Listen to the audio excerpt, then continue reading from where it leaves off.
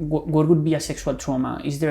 Are there types of sexual trauma, or is just one, or how can we see that? It's complicated. Officially, there are not types. Okay. But when we work with it, there would be like two big groups. One is sexual abuse in childhood, and one would be sexual aggressions as an adult.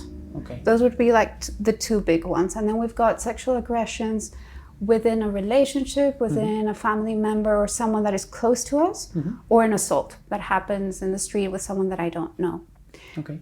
Important. These are the rarest. The normal thing with sexual trauma is someone that I trust. Someone that you Family member, friends, teachers, people that you do trust. That's the common thing. Okay.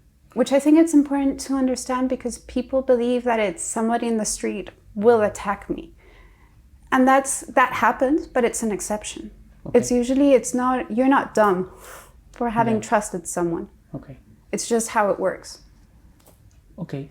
And are there any signs of sexual trauma that you can see in people? What do you mean by that? Any signs that you can see that person could have had a sexual trauma? No. Not. No, think of it.